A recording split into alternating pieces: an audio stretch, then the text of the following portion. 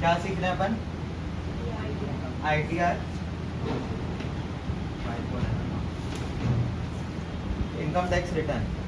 तो सबसे पहले तो फाइनेंशियल ईयर और असेसमेंट ईयर। पहले साल भर कमाते हैं, उसके अगले साल के 3 महीने के अंदर अपन को ये जो इस साल में जो कमाए हैं इसका कैलकुलेशन करके टैक्स लॉ के हिसाब से कितना टैक्स आ रहा है वो कैलकुलेट करके अपन को ITR फाइल करना रहता है। ठीक है, तो ये जो है ये क्या हुआ? Financial year. ठीक है, वीडियो रिकॉर्ड बीच में बंद हो गया क्या, वो चेक करते रहना, भले उधर बैठ जाओ एक दिन। ठीक है, फिर ये क्या हो गया? जिस साल कमा रहे हैं फाइनेंशियल ईयर, उसका अगला साल क्या हो गया? Assessment year. अब अप्रैल से कब तक टाइम रहता है अपने पास? जुलाई। मतलब कितने महीने हो गए? 4 महीने हो गए। 4 महीने में अपन को कैलकुलेट करना है कि क्या कमाएं, फिर टैक्स लॉ के हिसाब से कितना टैक्स आ रहा है उसका कंप्यूटेशन बना के ITR फाइल करना है। ठीक है, 12 महीने कमाएं, 4 महीना आपको टाइम मिल रहा है। जुलाई तक टाइम रहता है, 31 जुलाई लास्ट डेट रहती है ITR फाइल करने की। आज कौन सी डेट है? जून। मतलब 20 दिन जून के और 30 दिन जुलाई के, 50 दिन बचे है ना। और टोटल कितनी फाइल अपने पास? 400 मान लो। तो एक दिन में कितना करना पड़ेगा आपको? 400 डिवाइड बाई 50 कितना होता है? कितना टाइम लगा दिया? 20 कहाँ से हो गया? 8 फाइल एक दिन में 8 फाइल करना पड़ेगा मिनिमम। अब इसमें कितनी छुट्टी है, कितने दिन सॉफ्टवेयर काम नहीं करेगा, ठीक है ना। तो जितने लोगों का मतलब ITR वाला काम है एकदम भिड़ के काम करना पड़ेगा। अब ये तो हो गया बेसिक में बताया। अब करना क्या है, कैसे करना है? तो सबसे पहले तो आपको क्या का नॉलेज होना चाहिए। एक तो थोड़ा बहुत इनकम टैक्स का नॉलेज चाहिए, इनकम टैक्स एक्ट का। ठीक है, फिर उसके बाद काय का नॉलेज चाहिए कि प्रोसीजर कैसे फाइल करते हैं। 2 ही चीज का नॉलेज चाहिए। इनकम टैक्स एक्ट का एक बेसिक बता देता हूँ। 5 हेड ऑफ इनकम होते हैं। क्या क्या होते हैं मोनू, क्या बताओ?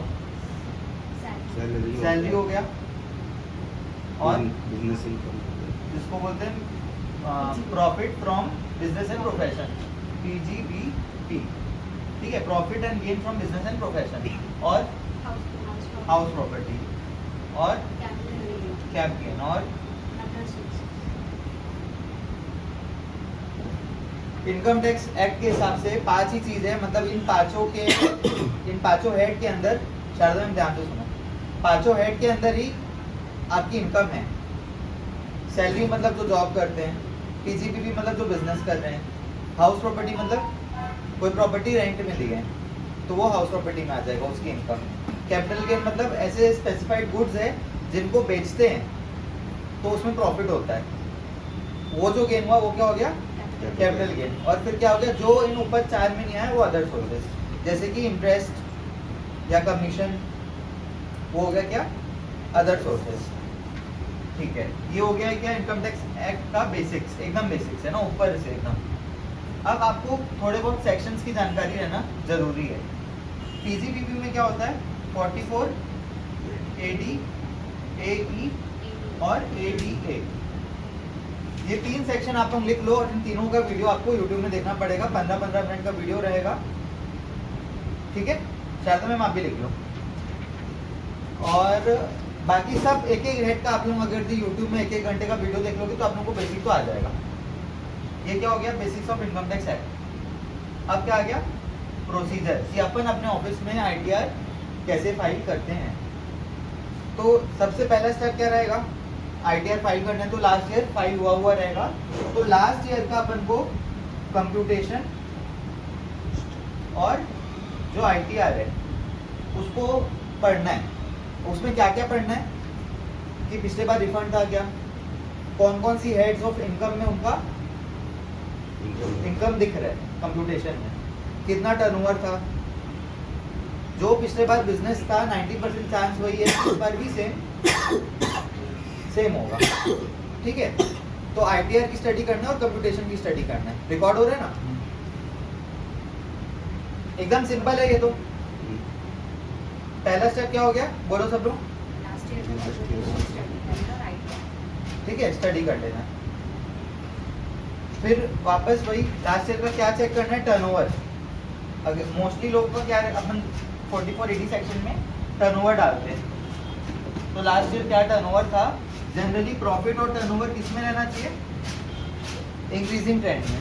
पिछले बार से कम नहीं दिखाते हैं अपन। ठीक है, टर्नओवर और प्रॉफिट दोनों अपन इंक्रीजिंग ट्रेंड में दिखाते हैं। तो लास्ट ईयर टर्नओवर कितना था और लास्ट ईयर का प्रॉफिट कितना था वो चेक कर लो। फिर अब बैंक स्टेटमेंट, जो भी टर्नओवर हो रहा है अपन को टर्नओवर कहाँ से मिलेगा, बैंक स्टेटमेंट से मिलेगा। बैंक स्टेटमेंट में दो चीज रहेगी,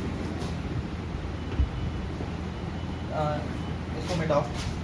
डस्टर कहाँ पे, अच्छा डस्टर है यहाँ पे।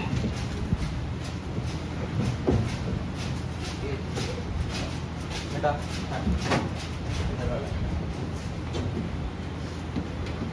बैंक स्टेटमेंट में क्या क्या रहेगा,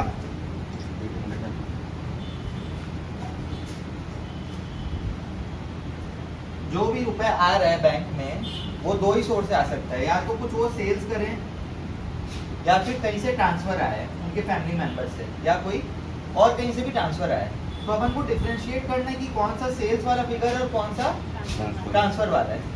ठीक है, तो वो स्टेटमेंट की स्टडी करने से ही समझ आएगा। फॉर एग्जांपल कोई क्लाइंट है अपना जिसका सरनेम जैन है और कहीं से उनके कहीं से अमाउंट दिख रहा है और उसके बाद में भी जैन लिखा है बैंक स्टेटमेंट में, तो अपने दिमाग में क्वेश्चन आ जाना चाहिए कि कहीं ये ट्रांसफर तो नहीं है, मतलब ये सेल्स नहीं है, ये अपन एक बार चेक करना है सेल्स है कि नहीं है। फिर सेल्स का फिगर का टोटल अपन को बैंक के स्टेटमेंट से निकालना है। ठीक है, तो ट्रांसफर है वाले को अपन को इंक्लूड नहीं करना है। ठीक है, ये टर्नओवर आ गया इससे सिंपल। कोई भी एबनॉर्मल अमाउंट बैंक स्टेटमेंट में आ रहा है या जा रहा है तो वो एक बार सीनियर से डिस्कस करना है और क्लाइंट से भी डिस्कस करना है। ठीक है ना, 22 लाख एक बार में आ गया, चले गया, मतलब अगर रूटीन ट्रांजैक्शन वैसे हैं तो मोस्टली उनका ऑडिट होता होगा, मतलब बड़े क्लाइंट है। लेकिन अगर जिनका बस ITR हो रहा है और एबनॉर्मल ट्रांजैक्शन दिख रहा है तो अपन को चेक करना है। अब इसके बाद आप टर्नओवर डाल लिए, पिछले बार के हिसाब से प्रॉफिट सेट कर लिए, पिछले बार जितना प्रॉफिट था उससे थोड़ा बढ़ा के इस बार डाल देना है। क्लियर। अब नेक्स्ट चीज क्या आएगी,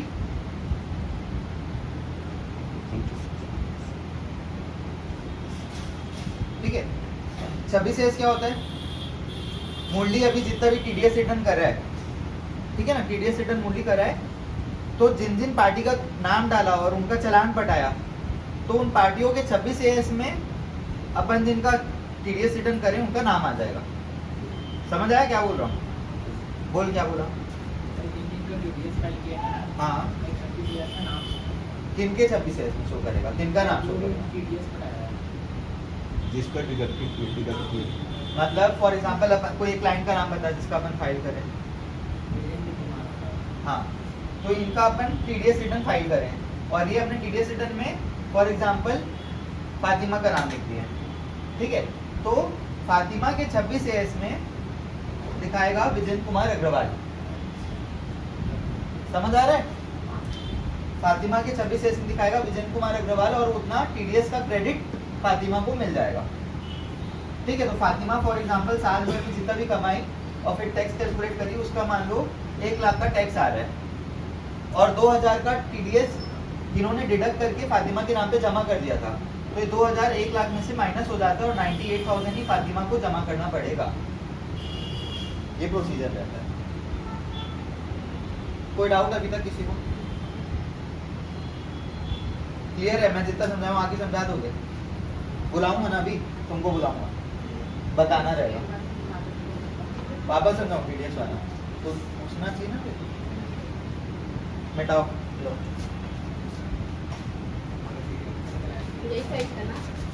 पूरा मिटा दो। रिकॉर्डिंग ऑन है ना? हाँ, वो है, मार्कर देखो, जल्दी मिटाओ मैडम।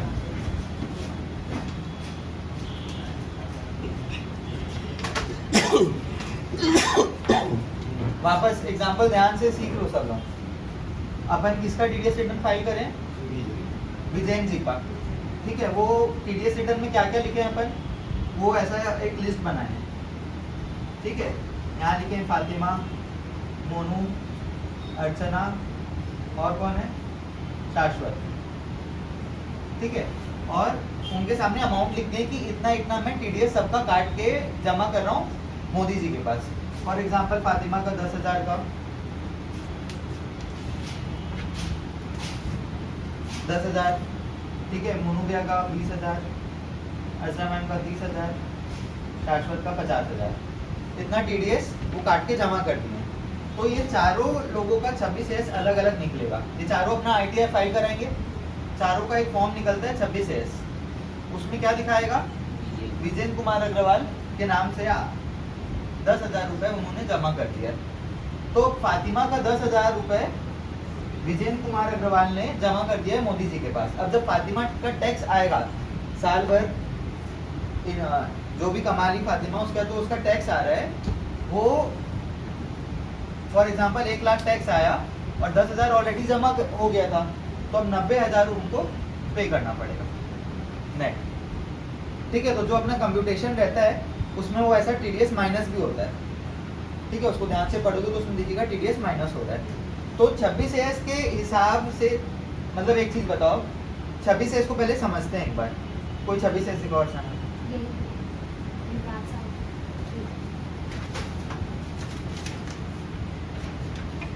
जैसे ये 26 है, इसमें क्या लिखा हुआ है, फर्स्ट पॉइंट में एक पार्टी का नाम रहेगा जिन्होंने टीडीएस काटा है। टीडीएस कब काटते हैं ये पता है? बोलो बोलो ना, आप बोलो कब काटते हैं?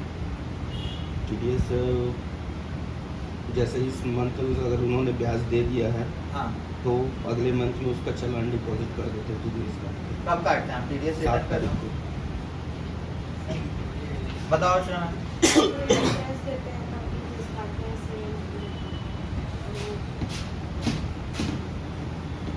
गवर्नमेंट ने कुछ स्पेसिफाइड ट्रांजैक्शन बता के रखे हैं, जब वो ट्रांजैक्शन होते हैं तब गवर्नमेंट ने बता के रखा है कि टीडीएस काटना है। ठीक है, तो फॉर एग्जांपल यहाँ पे आ गया मुरली और यहाँ पे आ गया मोनू भैया। ठीक है, अगर यदि मुरली मोनू भैया से लोन ले रहा है, उसको बिजनेस करने के लिए लोन चाहिए, 1 लाख रुपए लोन ले लिया, तो मोनू भैया को वापस क्या देगा, ब्याज देना पड़ेगा ना, लोन तो फ्री में मिलता नहीं है। तो फॉर एग्जांपल 9,000 रुपए ब्याज कैलकुलेट हो गया, उनका जो भी ब्याज का रेट था उसके हिसाब से 9,000 का ब्याज आ रहा है, 19,000 का। ठीक है, तो मोदी जी ने बोल के रखा है कि जब भी कोई एक पार्टी दूसरे पार्टी को ब्याज देगी तो आपको टीडीएस काटना पड़ेगा। ठीक है, टीडीएस कितना काटना पड़ता है वो अलग अलग चीज के लिए अलग अलग स्पेसिफाइड है। ब्याज के केस में 10% काटना पड़ता है, तो 1,900 रुपए मुरली रख लेगा। 19,000 में से 1,900 माइनस करोगे तो कितना होएगा, बोलो जल्दी बोलो। हाँ, 17,100। तो मुरली मोनू भाई को कितना लेगा, 17,100। और 1,900 रुपए जो मोनू भाई का ही था वो जमा कर देगा मोदी जी के पास। और फिर मोदी जी फॉर्म इशू करेंगे 26 जिसमें मोनू भैया का 26 अपन देखेंगे तो वहां लिखा रहेगा मुरली ब्याज टोटल अमाउंट कितना है, 19,000 और 1,900। 26 में ये लिखा रहेगा। क्या क्या लिखा हुआ है, मोनू भैया का 26 है तो मोनू भैया का नाम रहेगा, मोनू भैया का पैन रहेगा, फाइनेंशियल ईयर रहेगा, किसने टीडीएस काटा, किसने काटा था टीडीएस, मुरली ने काटा था, किस अमाउंट पे काटा था, ब्याज था, तो ब्याज लिखा रहेगा। टोटल अमाउंट कितना था, 19,000। तो ये चीज क्या दिखाती है कि मोनू भाई की 19,000 की इनकम हुई है। समझ आ रहा है ना, 26 ऐसे समझ आता है कि जिनका 26 है उनकी इनकम भी पता चल जाती है कि उनकी कितनी इनकम हुई है। 19,000 इनकम हुई और 1,900 टीडीएस कटा है। तो जब अपन आईटीआर बनाएंगे तो अपन को कभी भी 26 में जो इनकम दिख रही है मिनिमम उतनी इनकम तो दिखाना ही है, क्योंकि ये तो इनकम गवर्नमेंट को पता है। अब इससे कम इनकम तो दिखा ही नहीं सकते, नहीं तो कंप्यूटेशन में ही मिसमैच आ जाता है। ठीक है, तो एक ऑप्शन रहता है 26S इंपोर्ट। 26S इंपोर्ट कर लो। इंपोर्ट कर लोगे तो मोस्टली पूरी इनकम आ जाएगी। अब इंपोर्ट करने के बाद भी कुछ एरर आ जाएगा। इंपोर्ट करने के बाद भी आपको एक बार वापस चेक करना रहेगा कि 26S में ये दिख रहा है और कंप्यूटेशन में दिख रहा है कि नहीं। ठीक है, वैसी AIS होता है और वैसी TIS होता है, दोनों को इंपोर्ट कर लो और दोनों को फिर मैनुअली चेक करना रहेगा। समझ आ रहा है? सर ये बेसिकली AIS TIS से क्या देखना होता है? उनको समरी रहती है क्या उसकी? बता रहा हूँ, लो मिटाओ। AIS TIS क्या होता है? फुल फॉर्म बताओ। फुल फॉर्म बोलो भाई, एनुअल स्टेटमेंट बोलो। और TIS का? हाँ, आप बताओ। अच्छा मैम,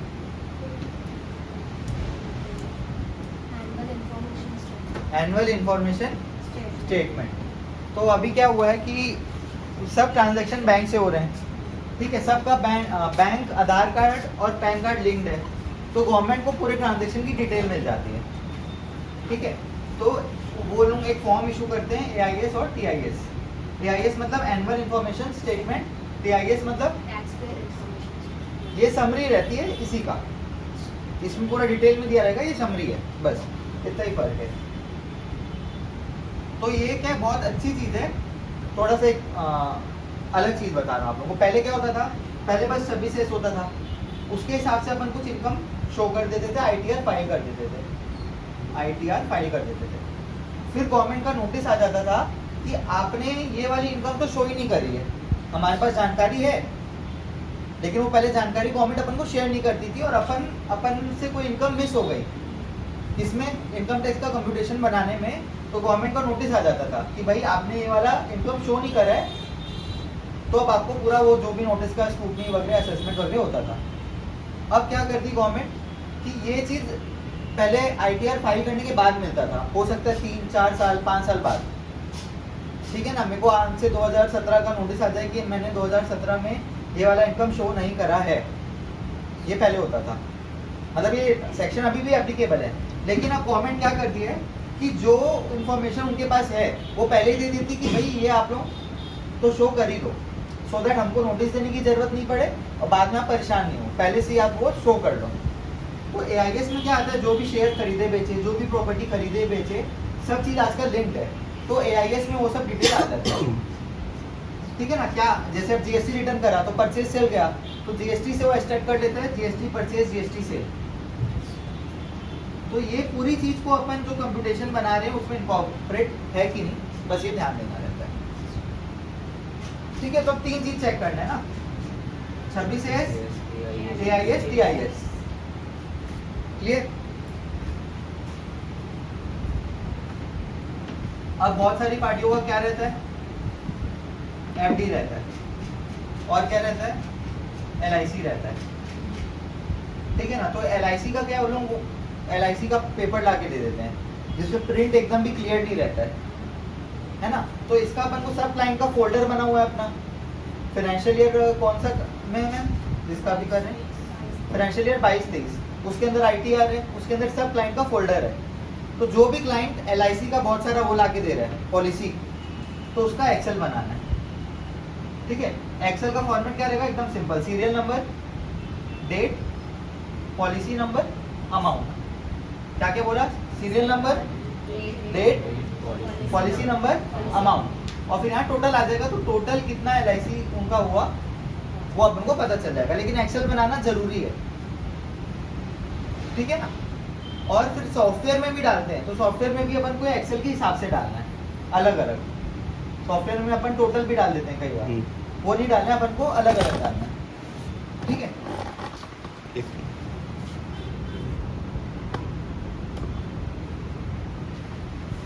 वैसे ही FD का करना है। ठीक है। अब FD का इंटरेस्ट का कैसे करते हैं सर? FD का इंटरेस्ट, फॉर एग्जांपल कोई FD कराए थे अपन 2000 में और वो FD मैच्योर होगी 2005 में, तो उसका इनकम को कैसे करते हैं अपन? हर साल दिखाते हैं कि 2005 में दिखाते हैं? हर साल। समझ आ गया क्या बोल रहा हूँ? सिमरन 10,000 की एफडी ले, मतलब 10,000 करा दी एफडी बैंक में, उसको 5 साल बाद 20,000 मिलेगा।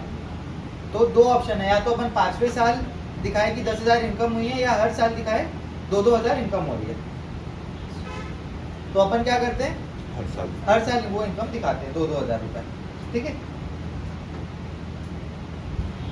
फिर अब डिडक्शन होता है। डिडक्शन क्या होता है, गवर्नमेंट ने कई सारी चीजें बता के रखी कि अगर भी आप इधर इन्वेस्ट करते हैं, है ना, या फिर इधर डोनेट करते हैं, तो आपने जो साल भर में मान लो 1 लाख रुपए कमाया, तो वो उसमें से उसको अपन माइनस कर देते हैं, ठीक है। फॉर एग्जाम्पल सिमरन ने 1 लाख रुपए कमाया, ठीक है, लेकिन उसने LIC में इन्वेस्ट कर दिया, FD में इन्वेस्ट कर दिया, तो ये दोनों चेक करना पड़ेगा 80C में छूट मिल रहा है कि नहीं दोनों का। और अगर दिन मिल रहा है तो 1 लाख तो कमाए, और उसमें से 20,000 और माइनस हो जाएगा। तो ये पिछले बार का कंप्यूटेशन चेक करना पड़ेगा, उसमें क्या क्या डिडक्शन था, और फिर क्लाइंट से पूछना पड़ेगा कि इस बार भी सेम होगी क्या होगा।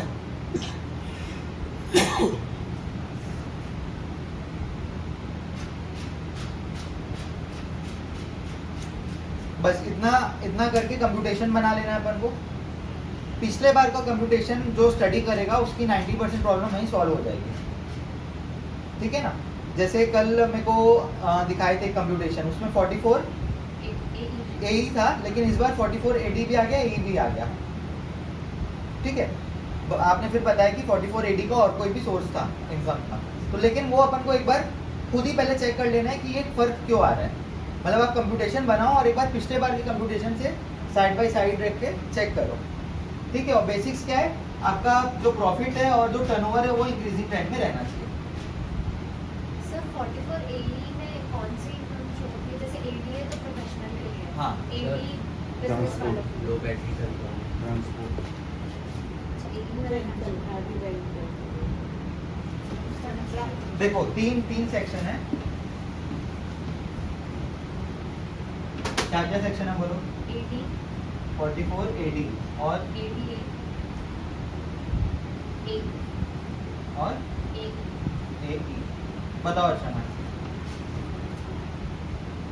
AD में तो जितना भी हम बिजनेस करते हैं वो लेते हैं, और ADA में जो प्रोफेशनल होता है वो लेते ADA हैं। क्या हो गया, प्रोफेशनल। जैसे कि डॉक्टर है, हाँ। एक स्पेसिफिक वाला वो है, इंजीनियर हो गया वो। ठीक है। और AE में जैसे हैवी व्हीकल हम चलाते हैं ट्रांसपोर्ट से, जैसे ट्रक हो गया ट्रांसपोर्टिंग के लिए, बस हो गया, जो AD में AD में जितना भी मतलब हर तरह का हम बिजनेस जो करते हैं। देखो गवर्नमेंट ने क्या बोला, एकदम ध्यान से सुनो, बहुत इंपॉर्टेंट चीज बता रहा हूँ। ये 3 सेक्शन है, क्या क्या, 44 AD, ADA, AE। AD में क्या हुआ, गवर्नमेंट ने बोला कि जितने भी बिजनेसमैन हैं आप अपना टर्नओवर बताओ और उसका मिनिमम कितना % प्रॉफिट, 20% प्रॉफिट। प्रॉफिट 6% का। अगर यदि आपके ट्रांजैक्शन बैंक से हुआ है तो 6% और कैश में हुए तो 8%। आपने जितना भी टर्नओवर हुआ है, यानी कि जितने का भी आपने सेल्स करी है, कैश में बेचे हो तो आप 6% प्रॉफिट दिखा के अपना ITR फाइल कर दो। हाँ, बैंक से हुआ है तो 6% प्रॉफिट दिखा के अपना ITR फाइल कर दो।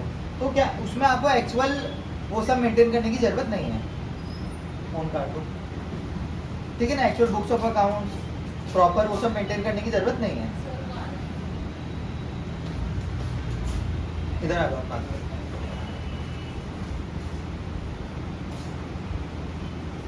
ठीक है, तो 6% और 8% मिनिमम शो करो और अपना ITR फाइल कर दो। 44 ADA क्या होता है, जो लोग CA हैं, इंजीनियर है और भी जो प्रोफेशनल है, उनको बोले कि इन लोगों का मार्जिन ज़्यादा रहता है। फॉर एग्जांपल कोई सामान खरीद रहे और बेच रहा है तो उसका मार्जिन कम रहता है, लेकिन जो प्रोफेशनल है, डॉक्टर है, इंजीनियर है, लोग सर्विस देते हैं तो इनका मार्जिन ज़्यादा रहता है। तो इनको बोले कि आपका जो भी टर्नओवर है उसका 50% आप प्रॉफिट शो कर दो और रिटर्न फाइल कर दो। फिर उस प्रॉफिट में जो भी टैक्स आएगा वो आपको कटाना पड़ेगा।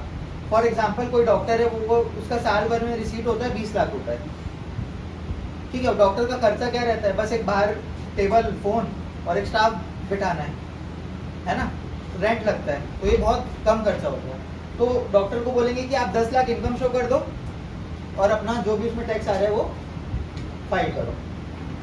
44A क्या हो गया, वैसे ही ट्रांसपोर्टर के लिए।